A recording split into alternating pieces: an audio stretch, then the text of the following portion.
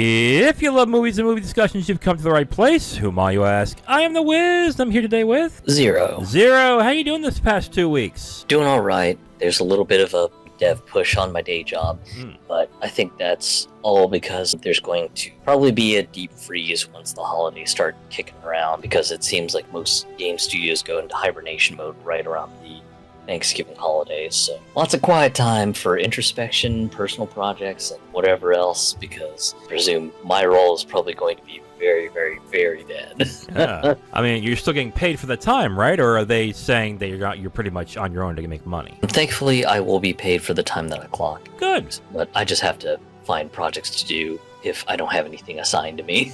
Good. I need to apologize for last week. We were supposed to do this review last week.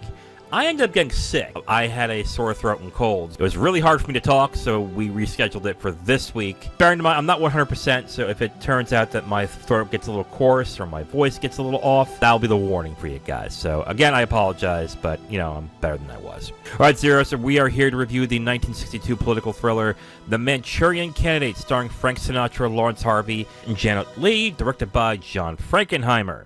Zero, kind of curious, what did you know about this movie before walking in? I knew that this was a political thriller, and this seemed to be right around the time of the political Red Scare in the U.S. and everything. Mm-hmm. And that's pretty much as I knew going in. Yeah, that's about as much as I knew, too. I saw the remake first. The remake had Denzel Washington, Liev Schreiber, and Meryl Streep in it. And I was expecting a straight-up remake. And when I watched this version, I realized how much the remake changed. Let's just get into the review. Zero, what are your thoughts on The Manchurian Candidate? This one was a very interesting film, especially since it has a really heavy focus on the idea of just POWs coming home and potentially being sleeper agents due to the communists out in the People's Republic of China and the Soviet Union. Basically programming these sleeper agents to essentially hijack the American government and basically turn it into a vassal state of the communist regime. And for me, this period in history is just kind of interesting, since I know one of my high school history teachers, he was really big into Korean War history and the Soviet Missile Crisis. So this one was a very interesting watch for me, especially from the perspective that I remember that one high school teacher really going to town and just telling us just about everything he knew and had researched on the Red Scare, the Cuban Missile Crisis stuff. So for me, it was a very, very interesting watch. The ending's pretty sober, mostly because it ends in a way that shows a lot of valor, but at the same time, it's also very, very sober. So this is definitely a movie to watch with your mental faculties about. Otherwise, you're just going to miss a lot of the subtlety of just how things end up ramping up. The differences between this is that Shaw, who is played by Laurence Harvey, he's the main character of this movie. In the other movie, Bennett Marco is actually the main character. And I think in this case, I like this story better because Raymond in this movie is someone that you sympathize with, you get to know, and you see everything that he's going through, and you feel sorry for him. I do like where they went with this one, because it makes it feel more tragic, and it makes it more of a personal story. I really like Laurence Harvey in this movie. I think that he was very good as Raymond. Just as a character who is conflicted as to why he is the way he is, and what he is doing, and how he's trying to defeat the forces that are trying to control him. What was your favorite performance of the film? Personally, I want to say it was Laurence Harvey with playing Shaw, mostly because you just sort of see this descent into madness as he's trying to come to grips with the fact that he realized something is definitely not right with him. And then just the one major event that happens towards the end of the movie that just kind of breaks him, that he finally figures it out that he's been brainwashed, he's a sleeper agent, and brainwashing has just completely taken hold of him. He sort of realizes and has that one pivotal moment. It's just an absolutely crushing moment. My favorite performance is actually Angela Lansbury in this. We are babies of like the 80s and 90s. So if we know Angela Lansbury, we know her for two things: Beauty and the Beast and Murder, She Wrote. Watching her in this as this absolutely creepy, absolutely scary woman that Raymond is dealing with, and how controlling and domineering she is, she brings like a whole other dimension to what's going on with Raymond. A lesser performance would make her a lot less threatening, a lot more just annoying, which was the main problem I had with Meryl Streep in the remake. This performance that she has, I think, was really good and really And she was literally, I think, the scariest person in this entire movie. To see her go from controlling mom to master manipulator, holy crap. I was not really a fan of Frank Sinatra in this movie. The only way I can explain it is that I didn't really buy a lot of the emotional problems that he was having in the film. Like when he was having those dreams and he was reacting so harshly to them. It seemed kind of phoned in. Maybe kind of came off as a tough friend in some cases. It just seemed like he just either overplayed it or just wasn't really just putting his whole effort into it. That might be just the effort he had. I mean, that's probably...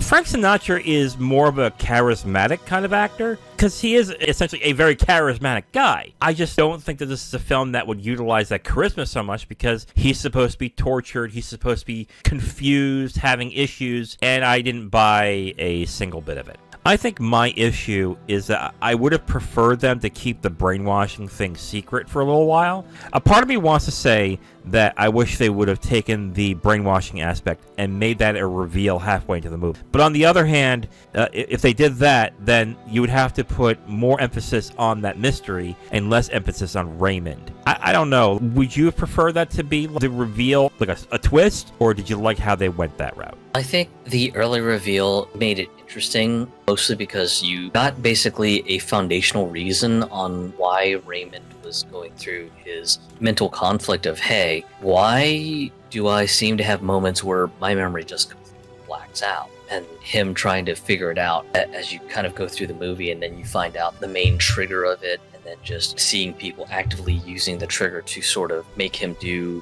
whatever he's supposed to do. It's just one of those things I think that helps the movie sort of build on the whole matter of just Raymond is slowly figuring out that he's lost the ability to control himself, and even more so when he's been hit with command trigger that makes him absolutely susceptible to whatever commands his handlers give him. As always, usually after watching the movie, I'll do some supplemental reading and trying to find some interesting facts in the movie and everything. As most people are probably aware, this movie is based on a novel of the same name. The one scene that did creep me out was towards the end, and that's when Raymond's mother ends up kissing him on the lips. I was like, ugh, that's a little creepy. Apparently, that was their sort of way of sort of respecting the novel's direction, because apparently in the novel, Raymond's mother, Eleanor Iselin, apparently was sexually abused as a child, and before the dramatic climax of the novel, she basically uses her son's brainwashing to have sex with him, because apparently she sees a lot of her father in Raymond, so she kind of goes on with this sort of incestual act. But apparently there was concerns with kind of featuring an incest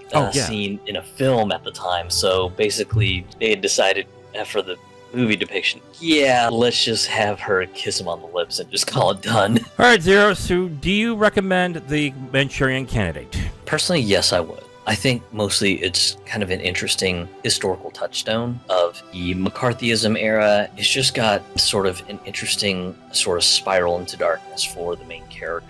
The ending, while sobering, it also kind of wraps things up neatly, even if it is a bit sobering. But I would still advocate on, if you're interested in sort of, I guess you could call it fictional history pieces, then this one's probably going to be a really good watch. I also recommend the movie. I know this is considered a classic to many when it comes to like paranoid thrillers and stuff like that. I enjoyed it. I didn't find it all that great, to be absolutely honest, but I do like performances of Laurence Harvey and Angela Lansbury in this. I think my main issue is that I didn't really like Frank Sinatra in the movie so much, and then the plot line with him and Janet Leigh was kind of forced, so I kind of went into it going, this is kind of unnecessary. But overall, I did enjoy it. I guess the only question that you would have is, would I prefer this to the remake? And I would say watch both, because they're two different films overall, but I do like this one more than I like the remake, but I wouldn't say to avoid the remake at all on this. So overall, yes, I do recommend The Manchurian Candidate. Zero, you recommend it as well? Oh yeah. We both recommend The Manchurian Candidate. Check it out on Tubi if you have not watched it. Now, if you want my full review on this movie, you can go to my website at IamTheWiz.com. You'll have my full written review right on the site, along with a link to the video that has this review that you've just listened to. Thank you for listening to this review. If you want to know what we're reviewing in the next couple days, you can look on the screen right now to see what's coming up next. If you liked what you heard, go ahead and leave a like on this video. If you want to discuss your opinion on the film or the review itself, please leave a comment. And if you want to hear more, subscribe to the channel. Thank you again for listening. I will talk to you next time.